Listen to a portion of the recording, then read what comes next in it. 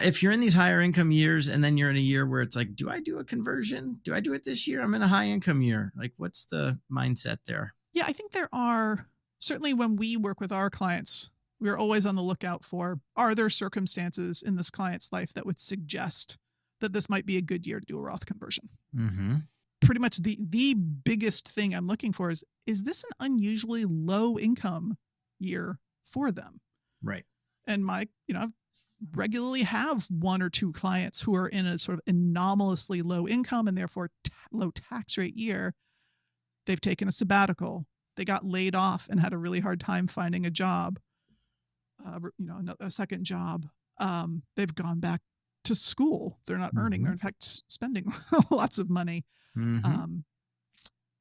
Years ago, I think I mentioned this in a recent episode, we recorded sort of a missed opportunity for me when I started this firm and had like $0 of income. That would have been a great opportunity to do a Roth conversion. Perfect. Just wasn't thinking about it. Yeah. But there are good reasons and bad reasons that you might have a low income year. But regardless of the goodness or the badness, the silver lining at least can be, you could shift some of your money at sort of a cheap tax bill over into this forevermore tax-free bucket. Yeah. Agreed. Yeah. So that's to your point. When people are on sabbatical or a job loss occurs and, they have plenty of cash and liquidity in other places, it's a lovely time to be doing Roth conversions. It's kind of when life gives you lemons, make lemonade, right? Sometimes that's a lovely thing to do. And then hopefully it is a nice thing like sabbatical or something like that that's happening where you're just going to have lower income that year.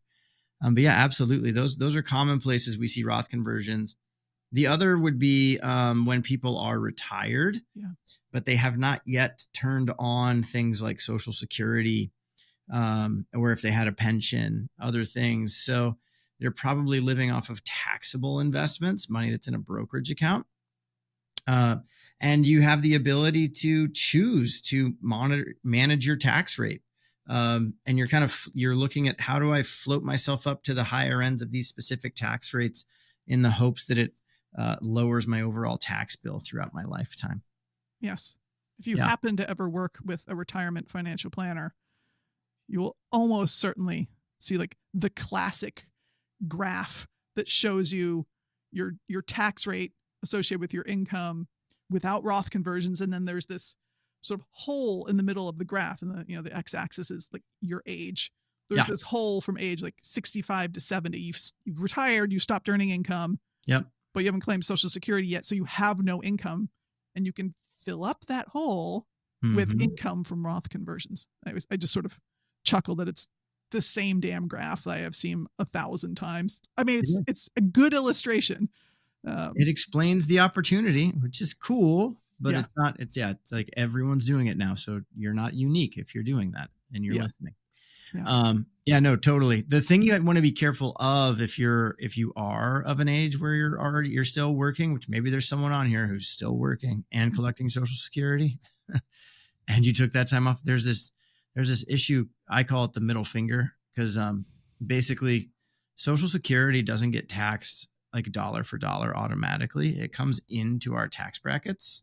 So if you have a year when you have low income, and you start doing a thing like a Roth conversion, you actually start taking some of your Social Security money and you start adding it back into your taxes. So it goes from thinking you'll be like, I'm going to be in that 22% bracket, but in all actuality, you'll be like 37 because you're bringing in Social Security. So just be wary of that.